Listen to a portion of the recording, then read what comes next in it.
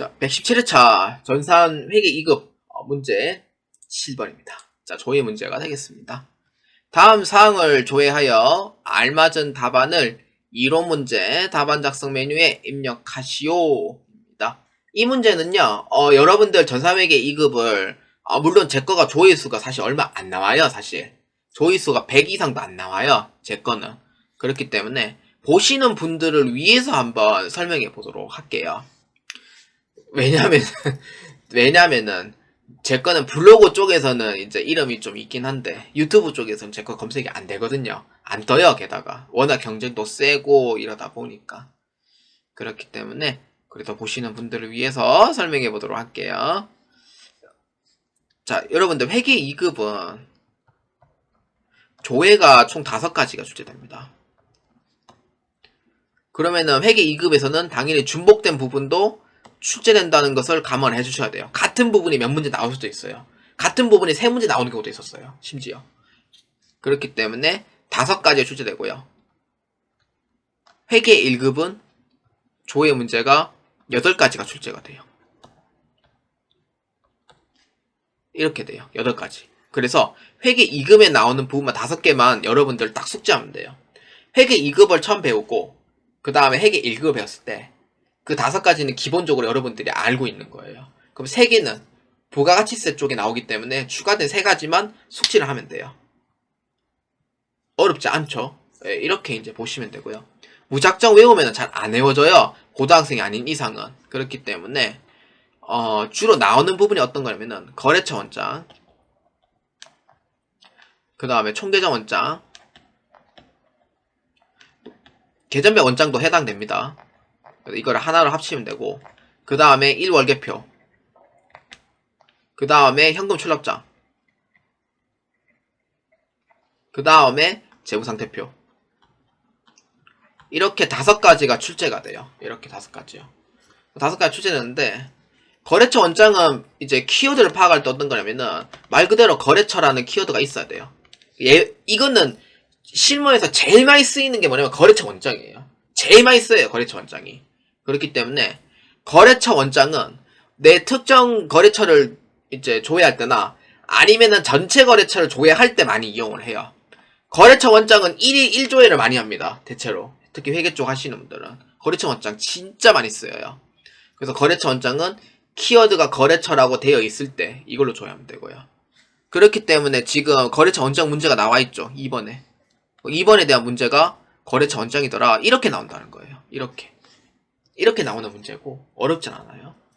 그 다음에 총계정 원장은 다른 문제 안 나와요. 다른 얘기 없이 그냥 오직 계정 과목 명만 나오는 경우예요. 계정 과목 명만 출제되는 부분. 어떤 거냐면은 이거요. 상반기 동안 지출한 이자 비용은 모두 얼마인가? 1번에. 그러니까 다른 얘기 없이 오직 계정 과목만 나온다. 그러면은 총계정 원장이에요. 이렇게 보면 돼요. 오직 다른 거 없이 계정 과목만 나온다. 그러면 총계정 원장. 그 다음 1월계표는 2가지 형태가 있는데 첫 번째는 한 달 단위로 조회하는 부분. 왜냐면은 1월계표가 하루 단위 조회도 가능하고 한 달 단위 조회도 가능해요. 그 다음에 특정 월에 대한 조회도 가능해요. 특정 월에 조회하는 부분. 그 다음에 키워드가 2개 이상인 경우예요. 1월계표는 키워드가 2개 이상인 경우가 많습니다. ERP 회계를 해보신 분들은 알 거예요. 그래서 이렇게 조회가 되고요. 현금 출납장은 다른 얘기 없이 다른 계정감 없이 오직 현금만 얘기했을 때요. 오직 현금만 출제됐을 때. 근데 현금 출납장은 잘 안 나와요. 그래서 빈도수가 제일 높은 게 뭐냐면은 이 위에 3개 거래처 원장, 총계정 원장, 1월계표가 이 3대장이에요. 그래서 이게 제일 많이 출제되고요. 현금 출납장은 진짜 1년 동안 문제를 봤을 때 한 번도 못 본 경우도 있고 2년에 한 번, 3년에 한 번 나오는 경우도 있어요. 그러니까 안 나와요. 잘 현금 출납장은. 그래서 오직 하나 현금만 출제돼요. 오직 현금만 출제. 그럼 재무상태표는 여러가지 뭐 전기와 비교하여 그 다음에 저기 유형자산의 장부금액을 물어본다든지 그 다음에 무슨 현재 이렇게 해서 많이 물어봐요. 이 세 가지 키워드 거의 다 재무상태표의 99.9% 다 먹혀요. 이거는. 그래서 이제 마침 나왔죠. 무슨 전기 말과 비교하여 라고 되어 있죠. 이게 바로 재무상태표다. 이렇게 이제 보면 돼요. 이렇게 보면 됩니다. 그래서 이 5가지의 키워드를 꼭 기억해 주시길 바랍니다. 자, 소론이 좀 길었죠. 그렇기 때문에 문제를 한번 씹으면서 한번 봅시다. 자, 1번은 아까 어디 찾으면 된다 했었어요? 그렇죠. 계정 과목 명만 물어본다고 했으니 총계정 원장. 그 다음에 2번 거래처에 대해서 물어보니까 뭐예요? 거래처 원장. 그러니까 키워드를 파악할 줄 알면은 진짜 쉬워요. 그 다음 뭐예요? 전기말과 비교하여. 뭐예요? 재무상태표. 이렇게 출제됩니다. 자, 그러면은 세 가지를 한번 볼까요? 첫 번째, 총계정 원장. 자, 클릭합니다. 자, 볼까요? 상반기 1에서 6월 동안 지출한 이자 비용은 모두 얼마인가? 입니다. 1월 1일부터 6월 말 이자 비용. 자, 비용에 대한 부분은 비용의 발생의 차변이에요. 그렇기 때문에 잔액을 보시면 안 돼요. 그래서 1월 1일 동안 1월부터 6월 동안 지출한 이자 비용은 총 얼마나 했을 때 이 금액의 합계를 이제 보아주시면 돼요. 그래서 얼마? 165만 원이더라. 이렇게 보아주시면 되겠습니다.